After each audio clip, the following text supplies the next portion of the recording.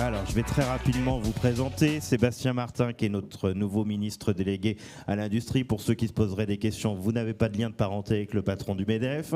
Nous avons également la chance d'avoir Nadine Levrato avec nous, directrice de recherche au CNRS, économiste spécialiste des entreprises et des territoires. Nous avons également avec nous Henri Morel, juste à côté de Nadine Levrato, qui est président de la commission industrie de l'UEMM, et vous, bien évidemment, également industriel. Et tout au bout, Olivier Luanzi, qui est professeur au CNAM et qui a fait plusieurs études et livres récents sur l'industrie qui ont beaucoup fait parler. Monsieur le ministre, je vais débuter avec vous. Vous sortez d'un Choose France là, en début de semaine. Plusieurs projets ont été annoncés. Bon, certains on les connaissait, mais malgré tout, il faut se réjouir de ceux qu'on ne connaissait pas et qui ont été dévoilés à ce moment-là. Si vous deviez avoir une seule priorité pour relancer cette machine industrielle dont on vient de faire le constat juste avant que vous arriviez et qu'elle est globalement en panne, mais vous le savez mieux que personne, si vous aviez là quasiment une baguette magique, ce serait quoi? Je ne suis pas sûr que les gens me croiraient si j'avais une baguette magique. D'abord, je voudrais vraiment saluer le président du MEDEF, le président de France Industrie. Alors, c'est vrai qu'on se connaît bien avec Patrick, mais effectivement, comme vous le savez, il n'y a pas qu'un âne qui s'appelle Martin. On est très nombreux. Je ne me serais pas permis d'utiliser cette... On est très nombreux comme ça. Mais j'aime beaucoup votre président du MEDEF parce que c'est comme moi, c'est un homme des territoires et que l'industrie, elle est dans les territoires. Et qu'on a toujours eu un dialogue depuis très longtemps, bien avant que je rentre au gouvernement, et que je sais que c'est pas un président du MEDEF hors sol, bien au contraire, j'ai pas dit que les autres l'étaient, mais en tout cas, c'est un président qui est ancré dans les territoires, parce que vous êtes toutes et tous ancrés dans les territoires. Le deuxième point, je voulais aussi être là pour vous tirer mon coup de chapeau, parce que, vu tout ce qu'on vit en ce moment, on arrive encore à faire de la croissance. Il m'arrive aussi de croiser des chefs d'entreprise qui me disent « mon principal problème reste d'arriver à recruter ». Et donc, il faut aussi essayer de voir quelques éclaircies dans un contexte qui est effectivement compliqué. Je ne vais pas vous dire le contraire. On n'a plus exactement toutes les clés du Parlement comme on pouvait les avoir avant. Et donc, notre objectif, c'est qu'à la fin, un budget atterrisse et que ce budget atterrisse en ayant préservé le monde économique. Le budget qu'on a aujourd'hui, ou finalement on va aller... Non, je vous parle de l'atterrissage du budget. Ouais. Donc vous avez aujourd'hui encore de le corriger. Aujourd'hui, mais on n'a même pas fini la première lecture. Je rappelle qu'un budget, c'est pas simplement un amendement qui est adopté en commission et puis cri d'horreur, qu'est-ce qui va se passer? Un budget, c'est plus compliqué que ça. Un budget, c'est plus compliqué que ça. Surtout en ce moment, c'est plus compliqué que ça.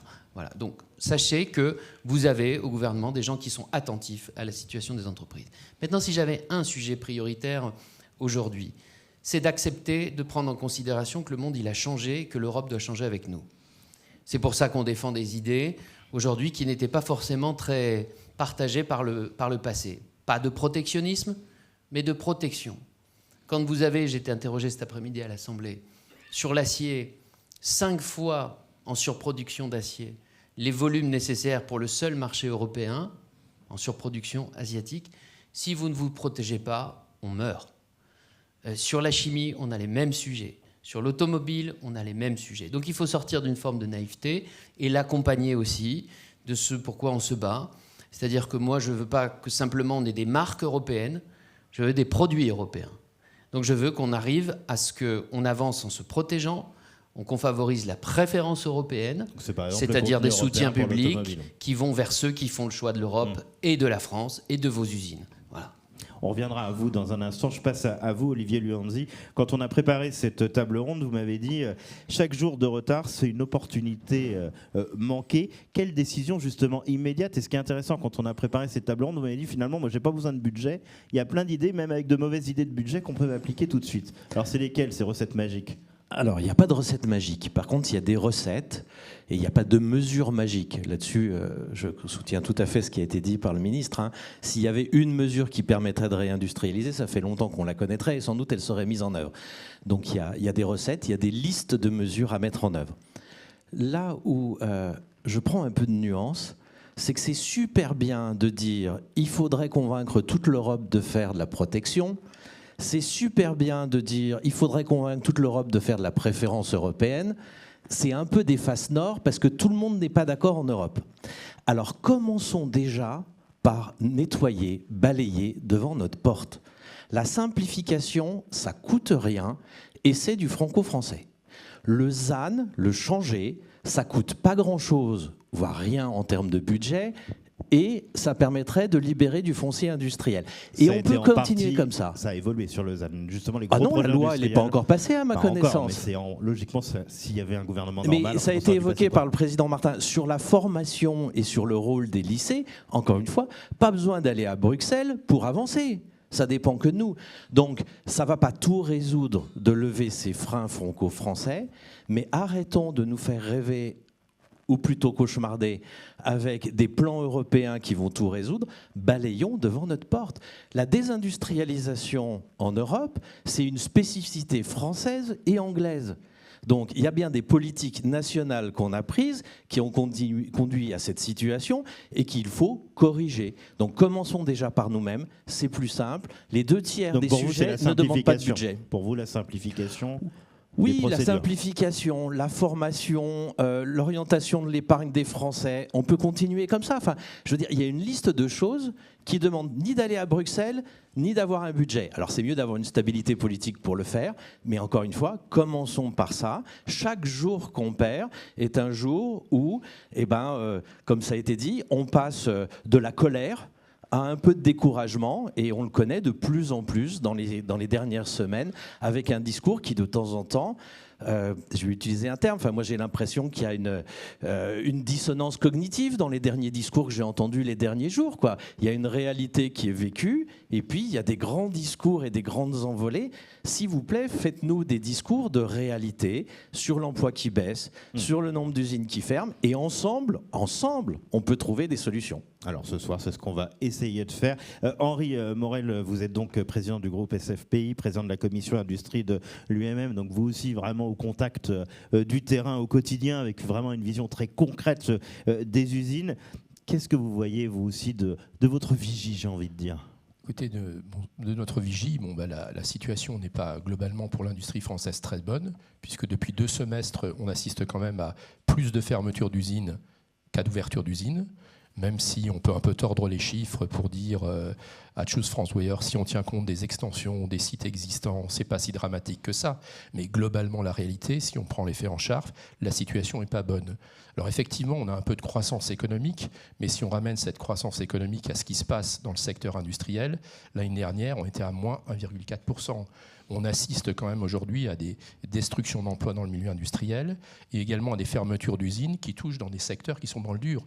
Vous l'avez parlé, monsieur le ministre, vous étiez interpellé cet après-midi à propos de l'acier, mais on ferme aujourd'hui beaucoup de PME qui sont dans l'acierie. Alors on parle des grands groupes, mais beaucoup de petites PME en région lyonnaise ou ailleurs, qui sont certaines entreprises très historiques depuis plusieurs générations. Ça touche la chimie, ça touche pas mal de sous-traitants dans la mécanique. Bref, la situation est pas bonne. C'est pas pour autant qu'on est pessimiste. Non, il faut pas. Surtout pas ici. Si votre question était sur le bilan actuel, la situation est sérieuse. La situation est sérieuse. Nadine Levrato, j'en passe à vous. Les politiques industrielles se concentrent souvent sur les grands groupes, mais l'industrie, et le MEDEF en est le meilleur exemple, son tissu avant tout, c'est un tissu de PME et des PME dans les territoires. Comment on peut aussi plus partir de la logique territoriale pour en tirer de bonnes nouvelles? Parce que là aussi, quand on va regarder sur le terrain, il y a plein de super belles histoires à raconter. Oui, bien sûr, mais une politique industrielle, ce n'est pas du storytelling, d'abord. Il y a des choix, des arbitrages à faire, et je crois que souvent, on assimile les priorités des politiques publiques de soutien aux entreprises aux priorités données aux grands groupes, parce que lorsqu'on regarde minutieusement ce que je fais à peu près au quotidien, la répartition de la distribution des divers soutiens et des aides aux entreprises, ce sont bien entendu les grands groupes qui en captent la majeure partie pour des raisons évidentes. D'abord, ce sont les plus grands, donc il est évident qu'ils reçoivent plus d'exonération de cotisations sociales, de crédits impôt recherche, etc.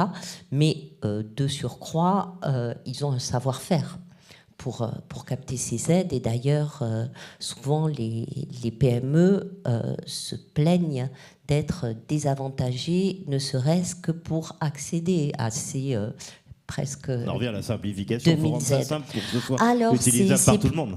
C'est pas seulement de la simplification, c'est du ciblage.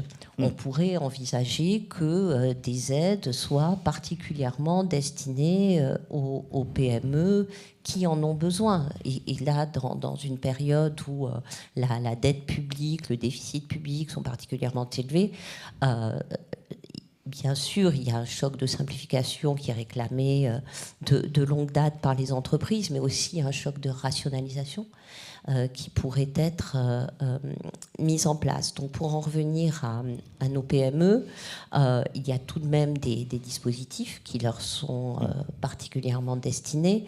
Par exemple, dans les pôles de compétitivité, elles doivent être impliquées dans les projets. Il y a bien sûr le programme Territoire d'industrie qui touche beaucoup les PME, et les évaluations qui ont été faites montrent que pour le tiers des territoires d'industrie qui va bien, les PME sont assez avantagées. Pour les 2 autres tiers, c'est plus compliqué. Monsieur le ministre, justement, en parlant de territoire, parce que pour ceux qui ne le sauraient pas, vous avez été pendant très longtemps élu à Chalon-sur-Saône, et vous avez à votre actif peut-être l'une des plus belles revitalisations d'une friche industrielle, puisque vous aviez connu un drame avec la fermeture de l'usine Kodak quasiment du jour au lendemain. Comment vous comptez justement utiliser cette expérience et mobiliser de façon très concrète les élus et les territoires pour transformer ce que vous avez fait sur le terrain, peut-être en levier rapide pour réindustrialiser? Kodak, c'est quoi? C'est en 2005. On vient nous voir et on nous dit dans 2 ans, l'usine, elle ferme et c'est 2500 personnes sur le carreau. Alors oui, monsieur, la situation aujourd'hui, elle est compliquée. Mais si ça veut dire on laisse tout tomber, qu'on n'y croit plus, qu'après tout, parce que la situation du moment où on avait réussi ces dernières années à ce que François Hollande n'avait pas réussi à inverser la courbe, pas du chômage, mais on l'a quand même bien inversé, la courbe du chômage. Mais en tout cas, la courbe de la désindustrialisation. Et parce que maintenant, c'est difficile, on dit c'est terminé. D'abord, c'est pas dans mon état d'esprit. Et d'abord, 2, c'est à l'inverse de ce qu'on a réussi à faire localement. Et je crois que ce combat pour la réindustrialisation, c'est pas que de l'économie. Bien sûr, c'est essentiellement de l'économie. Mais c'est aussi continuer à affirmer que nous y croyons. Parce que comme l'a dit Olivier Luanzi tout à l'heure, la France était ce pays qui avait fait le choix de dire on sera un pays où il n'y aura plus d'usines. Et c'est pour ça qu'on est arrivé en dessous, pas simplement des Allemands, qu'on cite toujours en exemple. Des politiques publiques, parce que là, il peut y avoir non, mais si aussi ça allait avec. Il y a un moment, tout le monde disait mais c'est pas grave, il n'y a plus d'usines, c'est pas grave. Moi, j'ai assisté à des échanges à un moment, à une époque, avec je n'étais qu'un pauvre petit assistant parlementaire. J'écoutais des députés parler autour de moi qui disaient mais c'est pas grave, mais c'est fini les usines. Bon, ça, maintenant, je vais à l'Assemblée nationale et je me fais engueuler parce qu'il n'y en a pas assez qui ouvrent, ou il y en a peut-être trop qui ferment, selon comment on s'oriente. Donc, il y a aussi un combat politique, mesdames et messieurs, tous ensemble, qu'on doit continuer à mener. Parce que sinon, les gamins, pour qu'ils aient envie d'aller dans les usines, si on leur dit, nous tous, matin, midi et soir, en fait, non, l'industrie, c'est terminé, comment vous voulez les convaincre? Moi, j'ai 47 ans. J'ai des enfants qui ont 15 ans et 17 ans. J'ai de la chance, j'en ai un, parce que matin, midi et soir, avant que je sois ministre de l'Industrie, je lui disais, regarde ce qu'on a fait à Chalon. Effectivement, aujourd'hui, j'ai un emploi salarié sur 4 qui est dans l'industrie, alors qu'en France, c'est 1 sur 10. Et donc, tu peux y croire. Il faut qu'on dise à nos gamins, oui, c'est là que tu dois orienter ton avenir. De façon très concrète, comment vous allez mobiliser les préfectures, ce genre de choses pour... Parce que pour ceux qui ont envie de s'installer aujourd'hui en France, il y a besoin de terrain, il y a besoin de... Il faut des vrais fonciers clés en main, mais des vrais. Parce que, qu'est-ce qui se passe? Pourquoi des fois vous avez l'enfer administratif? Je vais vous raconter pourquoi. Et vous allez tous me dire que vous l'avez déjà vécu. Des fonciers industriels clés en main, c'était d'ailleurs Olivier Luanzi dans Territoire d'industrie qui en parlait le premier. Ça veut dire quoi? C'est un foncier où vous arrivez, vous avez que votre permis de construire et votre ICPE à déposer. Parce que ça, vous savez gérer. Par contre, la pie-grièche, le crapaud jaune, vous ne savez pas gérer. Donc ça, c'est la loi sur de la même manière que le vase romain ou l'assiette antique, vous ne savez pas gérer. Enfin, si, vous êtes content de la trouver. Mais après, vous ne savez pas gérer dans votre projet industriel. Et c'est là que les ennuis commencent. Et deuxièmement, des sites industriels clés en main publics. Mais qu'est-ce qu'on fait du foncier privé? Et je vous adresse à toutes et à tous un message, parce que qu'est-ce que j'ai vu plein de fois? Le patron de boîte qui, il y a 10 ans, il achète un site, il achète un terrain qui fait 20 hectares ou qui fait 10 hectares. Il en utilise 5 aujourd'hui. Et puis, 10 ans plus tard, parce qu'il a une grosse commande, parce qu'il a des perspectives, il veut agrandir. Et puis les 5 hectares qui sont à côté, qui sont à lui, qu'il a acheté à la collectivité à l'époque, on lui a dit « mais tout va bien ». 5 ans plus tard, il l'a laissé un peu partir en friche, le truc. Et bien, qu'est-ce qui se passe?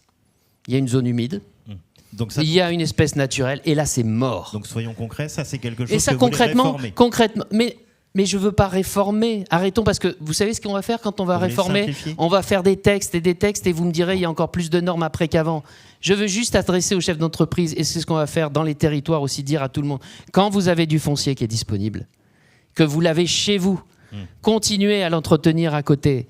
Et ça coûte pas cher, ça coûte pas des réformes législatives ou quoi que ce soit, mais entretenez-le, parce que sinon 2 ans plus tard, 3 ans plus tard, c'est là que c'est l'enfer et que vous êtes en négociation avec l'Adréal. Et si vous avez de la chance que vous connaissez le préfet ou que vous connaissez le président de l'agglo, il va vous aider, et sinon vous êtes dans l'enfer administratif. Avant Donc de ça partir, coûte pas laissez cher. votre carte pour ceux qui voudraient vous appeler. Comme 06 86 50... Non, bah, ne faites jamais ça. Ne faites jamais ça si on peut vous le conseiller. Olivier Luanzi, il y a aussi la question de l'adhésion à la réindustrialisation qui est parfois questionnée. On l'a vu tout à l'heure dans l'étude de l'IFOP. Qu'est-ce qui manque selon vous pour que finalement l'industrie redevienne aussi quelque chose de crédible? Alors il y a eu un mauvais mot à m'en dire sexiste qui était un peu genré pour l'industrie, mais il y a quand même cette idée-là aussi derrière. Oui, le constat, je pense qu'on l'a, qu'il est partagé. Il y a des mesures qui sont des faces nord, on en a parlé, d'autres qui sont faciles, très bien. Et puis il y a une question qu'on doit se poser quand même, c'est que certes, on date ça 2024, mi-2024 ou un petit peu après. Il y a beaucoup de choses qui n'ont pas bougé. Et pourquoi ça n'a pas bougé? Et moi, je suis marqué, c'était quelque part en filigrane dans le sondage que j'ai découvert, mais je peux en citer un autre qui est le baromètre de l'arrêt métier. Les gens qui sont à l'intérieur de l'industrie ont une fierté de leur métier à 98%. Ici, je vais dire, c'est un score communiste. Mais c'est un sondage, un vrai sondage. Et vu de l'extérieur, l'industrie, elle est encore marquée par cette image Charlie Chaplin, les temps modernes, etc. On a un véritable exercice collectif à faire pour reconnecter les Français qui ont envie d'industrie, qui n'ont jamais, eux, abandonné l'industrie, avec la réalité des métiers et de la fierté. Ça, c'est un discours. Faire renaître... Une fois, j'ai fait une conférence à Tarbes sur le thème « Je produis, donc je suis ». Quel sens ça nous donne de produire individuel, collectif, au niveau d'une nation? On a besoin de ce discours-là, parce que sinon, je pense que entre le constat qui est établi, les mesures qu'il faut prendre, qui sont partagées, et l'inaction qu'on constate au moins depuis à peu près 18 mois, on ne résoudra pas cet écart-là si on n'arrive pas à avoir ce discours collectif et qui est encore une fois très fort à l'intérieur et avec un doute à l'extérieur. Donc il faut faire rentrer les Français dans nos ateliers, faire découvrir la réalité de ces métiers, montrer aux jeunes que quand on est derrière une machine numérique, c'est pas sale et en plus ça rapporte bien. Effectivement que la pénibilité a quand même fortement diminué dans les usines, même si elle reste encore là. Justement, qu'est-ce que ça vous inspire, Nadine Lebrateau? Vous disiez tout à l'heure, il ne faut pas faire que d'un storytelling, mais malgré tout, est-ce qu'il faut raconter un peu cette histoire industrielle aujourd'hui qui est peut-être plus inclusive, plus territoriale, d'une industrie qui est plus moderne? C'est-à-dire qu'effectivement, vous allez dans un paquet d'industries, vous pouvez quasiment manger par terre, quoi. Bon, je caricature, mais... Je crois que c'est déjà le cas. Les résultats du sondage montrent un attachement qui est même étonnant des Français à l'industrie. Donc le discours est passé, l'image de l'industrie est très favorable. Ce qui s'est produit, à mon sens, et qui peut être inquiétant, c'est qu'il y a... 4-5 ans après le Covid, quand on a entendu ce que j'ai appelé les chants d'amour pour l'industrie qui étaient entonnés après la France sans usine et les usines sans salariés, on a expliqué que l'industrie, ce serait de la valeur ajoutée, ce serait de la souveraineté, ce serait une balance commerciale dont l'équilibre pourrait être rétabli, et ce serait surtout des emplois et des emplois de qualité. Et puis le discours a changé et l'emploi, on l'a un petit peu oublié dans l'affaire, ce qui est assez gênant parce que d'une part, les entreprises cherchent à recruter Et d'autre part, la résorption du chômage par l'industrie, c'est importante puisqu'on connaît ses multiplicateurs d'emplois et ses multiplicateurs de valeur ajoutée. Donc je crois ce qu'il faut casser, c'est l'image de l'industrie et ces plans sociaux, les fermetures, parce que mais je suis d'une génération où on ne disait pas à ses enfants « va travailler dans l'industrie ». Parce que les hémorragies d'emploi dans les années 80, 90, les années 2000, c'était terrible. Quels parents avaient envie que son enfant aille travailler dans une entreprise qui était promise à fermer? Donc c'est ça qu'il faut rétablir, la confiance dans des emplois pérennes, de qualité, pour que les étudiants qui sont dans les écoles d'ingénieurs ne soient plus 30% à aller dans la finance et l'assurance, mais qu'ils retournent davantage dans l'industrie. Effectivement, un point important. Henri Morel, ça vous parle, ça aussi? Est-ce que du côté de l'UMM, vous êtes très, très, très engagé sur le retour des jeunes à l'industrie? Vous montez beaucoup d'écoles de production. Vous en avez ouvert une encore récemment à Belfort. Vous êtes très, très investi sur ces questions? Oui, c'est clair qu'on est très investi sur ces questions, puisqu'effectivement, il faut expliquer aux jeunes qu'il y a effectivement un avenir dans l'industrie française. Et là, on n'est pas que pessimiste, hein, on y travaille tous les jours. Et effectivement, il faut dire, au-delà du fait de dire simplement qu'il y a un avenir dans l'industrie française, il faut surtout dire, comme le disait madame, que les jeunes ont un avenir lorsqu'ils s'engagent dans l'industrie. Et pour ça, effectivement, il faut qu'on travaille sur tout ce que vous avez dit, effectivement, sur des sites industriels qui sont compétitifs, on peut faire de beaux métiers dans l'industrie, il y a de l'informatique, il y a de la cobotique, il y a plein de choses qu'on peut faire dans l'industrie qui sont aussi intéressantes que de rentrer dans l'industrie du jeu de vidéo. Il y a de quoi enchanter les gens. Là, sur ce que disait Monsieur le Ministre, sur mieux entretenir ces terrains quand on les a, des choses qui paraissent simples, est-ce que ça, c'est des messages que vous entendez en disant on doit tous porter cela et ça ne changera rien aux difficultés budgétaires, hein, qui est quand même le sacré point noir du moment, quoi. Enfin, si vous voulez, je dis juste pour peut-être reprendre le débat un peu sous un autre angle, je crois qu'il ne faut jamais oublier, lorsqu'on parle de réindustrialisation, que 60% du tissu industriel français, il est quand même détenu par des entreprises familiales.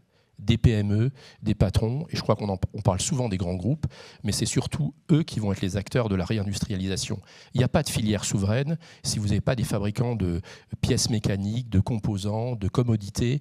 C'est des petites PME, moyennes PME dans nos territoires. C'est eux qui font la vitalité, c'est eux que madame citait, et c'est souvent eux les oubliés de la réindustrialisation. Et de quoi ont-ils besoin, le ministre, aujourd'hui? Moi, je le résume en 4 mots. Ils ont d'abord besoin, et tout le monde l'a dit, de liberté d'entreprendre. C'est peut-être un peu bête, mais un chef d'entreprise, il crée sa boîte parce qu'il a envie d'être son patron, parce qu'il a envie d'entreprendre, parce qu'il a envie de conduire son projet, il a envie d'emmener des équipes. Et c'est vrai qu'aujourd'hui, on est un peu découragé. Alors ça a été dit dans le sondage, le premier point, par la charge réglementaire. Alors bien sûr, monsieur le ministre, simplifier en faisant un nouveau règlement, c'est compliqué, mais au moins, peut-on mettre un certain nombre de choses en pause? Oui, parce que clairement, il y a un déluge et on le voit encore. Le deuxième point dont on a besoin, ça rejoint un peu le premier point. Ou le troisième, c'est la stabilité. Hein, c'est-à-dire qu'on est quand même, je le rappelle, pour mener des projets industriels sur le temps long. Et c'est quand même un peu compliqué de démarrer un projet industriel, que ce soit des produits, que ce soit une implémentation, etc. Et ça prend 3-4 ans. Et quand vous avez fini le projet, la norme a de nouveau changé, la réglementation a changé, de nouvelles difficultés. Et c'est vrai qu'on n'est pas bien outillés pour nous, chefs d'entreprise, parce que ce n'est pas notre métier. Ça, nous, c'est de vendre des produits, de les créer, d'aller voir des clients, de former les jeunes face à toutes ces contraintes. Et le dernier élément, on a besoin vraiment de continuer à avoir une politique de soutien de l'offre. On a besoin de faire de l'innovation et de la compétitivité parce qu'on est face à une concurrence mondiale et aussi européenne. Et il y a un certain nombre de choses qui sont prises dans les difficultés budgétaires. On a l'impression qu'elles vont disparaître et ça n'accroît pas le niveau de confiance. Et enfin, je suis peut-être obligé de le dire aujourd'hui, quand on parle que 60% des entreprises sont détenues par des capitaux familiaux, ce qui ferait une grosse part du PIB, enfin, je veux dire, tous les débats récurrents sur la fiscalité qui touche les chefs d'entreprise, sur le fait de la remise en cause du pacte Dutreil, il y a quand même une idée de transmettre les entreprises à la génération suivante. C'est quand même ce qui a fait la force du modèle italien, ce qui a fait la force du modèle allemand, belge ou ailleurs, où soit 16, 17 ou 18% du PIB. C'est parce que quelque part, il y a un avenir à la fois pour les gens qui travaillent, il y a un avenir pour les entreprises familiales. Et je crois que là aussi, tous ces débats-là, même si on modifie les choses à la marge, j'ai croisé beaucoup de chefs d'entreprise ces derniers temps, et ça crée beaucoup d'angoisse, et plein de débats qui avaient disparu, aujourd'hui reviennent. Vous pouvez répondre. Parce qu'on va embaucher Henri Morel, il pose les questions. Ça marche ou ça marche pas? Ça marche très bien. Oui, normalement, vous devez me poser une autre question, mais je vais plutôt réagir. Voilà. Je fais comme Georges Marchais, vous venez avec vos questions, je viens avec mes réponses. C'est une référence ici. Voilà. Parce que sinon, je ne dirais. Non. Mais pour aller très vite. Je crois que vous avez compris que le gouvernement ne reprenait pas à son compte les conclusions de la Cour des comptes sur le Dutreil, premièrement. Deuxièmement, crédit d'impôt recherche, pareil. Donc, sur ces questions-là, poursuite de la baisse de la CVAE, pareil. Bon. Après, mais là, tout le monde pourrait vous opposer. Comment on peut vous Non mais attendez, je continue. Oui, vous avez vos questions, j'ai mes réponses. Vous voulez de la stabilité? Pareil. On y a tous intérêt, je crois. Liberté d'entreprendre, 6 textes de simplification au niveau européen qui vont arriver d'ici la fin de l'année et j'espère vraiment que ça va aboutir dans les meilleurs délais. Et dernier point, parce que ce que vous avez dit, je partage à 2000%. Sur le fait que, et c'est un peu ce que vous disiez aussi, Madame Levrato, nous savons parfaitement, Bercy, dialoguer avec les grands groupes et les grandes filières. Nous savons parfaitement dialoguer avec les start-up. Et puis, au milieu de tout ça, il y a des patrons de boîtes, partout dans les territoires. Ça fait 50 ans, 60 ans, 70 ans, 80 ans qu'ils sont là. Ils ne demandent jamais rien à personne. D'ailleurs, ils peuvent toujours demander, il n'y a rien qui est fait pour eux. Eh bien, désolé, mais moi j'ai envie de porter ça. Si on a un budget qui passe, je suis en train de travailler avec les régions sur la meilleure manière d'accompagner ces boîtes, qui sont très souvent en plus dépendantes de grands donneurs d'ordre, et qui vous disent, écoutez, jusqu'à présent cette pièce-là, voilà, vous me l'avez toujours très bien produite, mais l'année prochaine, je veux qu'elle coûte 10 centimes de moins ou qu'elle ait 10 microns de plus de précision. Et là, qu'est-ce qui se passe? Il faut investir. Bon, eh ben on est en train de travailler là-dessus. Je ne peux pas en parler pour le moment. C'est dommage, mais il n'y a personne qui vous écoute. Soyez un petit peu patient, mais on va y arriver, j'en suis convaincu. Et dès le début d'année prochaine, revenir vers vous sur un dispositif simple, pas forcément très cher, parce que ce n'est pas des milliards à chaque fois. C'est des choses parfois toutes simples. Moi, j'en ai marre parfois qu'on parle du 5.0, du 6.0, du 10.0, alors que dans beaucoup d'entreprises, aujourd'hui, ça serait déjà le 2.0. On serait très content et ça changerait beaucoup dans la vie du chef d'entreprise. Mais pour qu'on comprenne, c'est pour simplifier les relations fournisseurs-clients? Non, c'est pour accompagner la modernisation de notre outil industriel productif partout dans les territoires, qui est plein de patrons de boîtes qui ont envie aussi qu'on les aide. Ok, point important. Olivier Luanzi, peut-être, vous disiez tout à l'heure, ça ne sert à rien d'aller à Bruxelles. Malgré tout, ça se passe quand même aussi là-bas, la politique industrielle, et la France ne peut pas en s'extraire. Comment on arrive à redevenir compétitif sans être dans un protectionniste que certains pourraient juger inefficace? Non, j'ai pas dit qu'il fallait pas aller à Bruxelles. J'ai dit qu'il fallait aller à Bruxelles et commencer par balayer devant notre porte, ce qui est un petit peu différent, parce que ça, on peut le faire sans mettre d'accord les Français, les Italiens et d'autres autour d'une table, autour d'une mesure, ce qui prend du temps et ce qui n'est pas toujours évident. Donc ça, c'est le premier point. Le deuxième point, qui est plus global, c'est est-ce qu'il faut faire une politique de compétitivité? Évidemment. Et on a plein de choses sur lesquelles on peut s'améliorer. L'impôt caché derrière les normes et les règlements, ça en fait partie. Le deuxième point, c'est qu'il faut quand même réaliser que nous avons un modèle de vie en Europe, un projet européen, avec un modèle social, des ambitions environnementales, et que tout cela, même avec les règles les plus simples possibles, impose des exigences sur les industriels et donc des coûts supplémentaires. Et que toute politique, même poussée au bout du bout de la compétitivité, butera là-dessus. C'est-à-dire qu'à un moment donné, il faut accepter, mais ça a été dit par Louis Gallois et Anne Lauvergeon, que nous ne sommes pas dans une situation de compétition loyale dans un monde ouvert et qu'il faudra bien appliquer à un moment donné une forme de protection. Alors, après, la question, c'est laquelle ? Vu l'imbrication de l'économie française et européenne dans le commerce international, passer à des modes trumpiens de taxation de la totalité me semble absolument déplorable pour notre économie. Mais il faudra à un moment donné choisir, alors j'appelle ça des productions essentielles, on trouvera peut-être d'autres termes, mais les productions qu'on veut absolument avoir et les chaînes de valeur qu'on veut absolument avoir en Europe, et c'est là qu'on les protège par tous les moyens possibles, que ce soit des règlements, que ce soit des taxes à l'entrée, etc. Il va falloir qu'on fasse ce choix de priorité Et c'est devant nous, mais il va falloir le faire assez rapidement, parce qu'encore une fois, ça a été dit, le bulldozer chinois est en train de nous emporter à toute vitesse, et il faudra bien se protéger à un moment donné. Pour conclure, Nadine Levrato, qu'est-ce que ça vous inspire, là, ce que dit Olivier Luanzi? On peut faire tout ça sans par ailleurs renier les exigences sociales, les exigences écologiques?